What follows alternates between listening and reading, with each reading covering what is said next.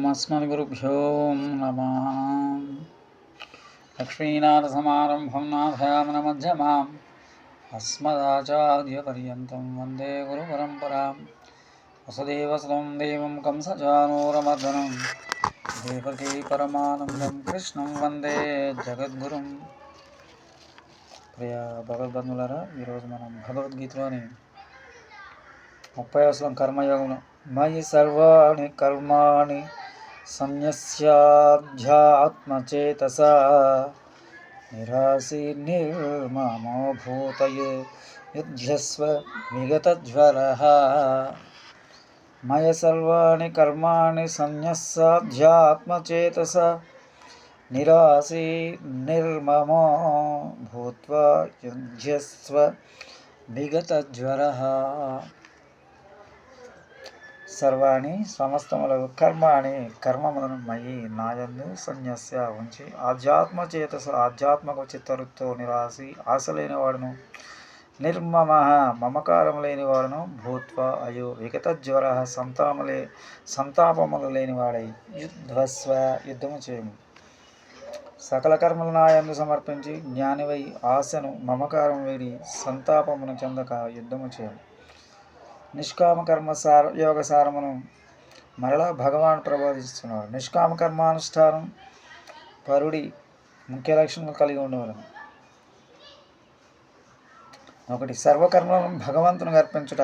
2 ఆధ్యాత్మ చేతస్సులు. 3 ఆశారాహిత్యము. 4 మమకారరాహిత్యము. 5 సంతాపరాహిత్యం. 1 సర్వకర్మలు భగవంతునికి అర్పించుట. మానవుడు చేయు సకల కర్మలు భగవంతుని కర్మలుగా చేయవలను. భగవత్ సేవగా భావించి తన నిత్య దైనందిన కర్మలను ఆచరించేవాడు యోగీశ్వరుడు. కర్మలు భగవంతుని సేవా సాధనములుగా భావించవలను. 2 ఆధ్యాత్మ చేతస్సు. ఆధ్యాత్మ చేతస్సు అనగా భగవత్పరమక మనస్సు. సామాన్యుల మనస్సు నిరంతరం విషయపరమై ఉండను. విషయభోగముల గురించి వారి సంపాదనాదుల గురించి మాత్రమే సామాన్య మానవుడు చింతించును. అట్టి వారిది విషయ చేతస్సు. విషయపూరితమగు మనస్సు గలవానికి బ్రహ్మజ్ఞానము కలగదు. మనస్సే మానవుని బంధించును. ఆ మనస్సే మానవునికి మోక్షప్రదాయమగును. విషయచింతనము చేయు మనస్సు మానవుని బంధించును. బ్రహ్మచింతన చేయు మనస్సు మోక్షమును ప్రసాదించును. 3 ఆశారాహిత్యము. ఆశ నుండి భవిష్యత్కాల సుఖమును సూచించును. ముందు రానున్న సుఖములను చింతించు వర్తమాన కర్తవ్యంలో వెన్నునాట వివేక శూన్యం. ఆశ లేకపోయించు జీవయాత్ర కలుగుట ఎట్లని కొందరు భావించరు. ఇది జ్ఞాని యొక్క లక్షణం కాదు. వర్తమానం కర్మాచరణం భవిష్యత్తులో ఫలస్వరూపము కనుక భవిష్యత్ ఎంత మాత్రం చింతింపక కర్తవ్య కర్మాచరణంలో నిమగ్నులు కావాలని గీత యొక్క వాణి.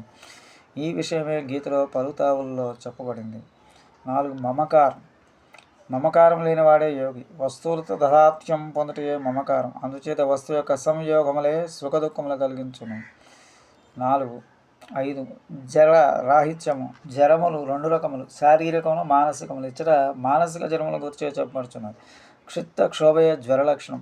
కర్మఫలాసక్తి క్షిత్త క్షోభకు కారణముగాన సంతాపరహితుడు అయి ప్రసన్నముగా మనసుతో యోగి వెలుగును. పై లక్షణములు కూడా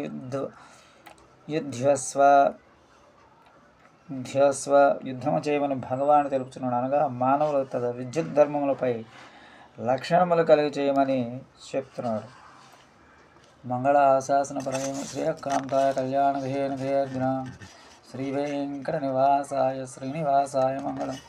మంగళాశాసన పరమదాచార్య పురోగమై సర్వైస్య పూర్వైరాచార్య సకృపాయాస్తమ శ్రీమతే రమజామాతృమునే ద్రాయ మహాత్మనే శ్రీరంగవాసనే భూయాత్ నిత్యశ్రీ నిత్యమంగళం. ఓం అస్మద్గురుభ్యో నమః.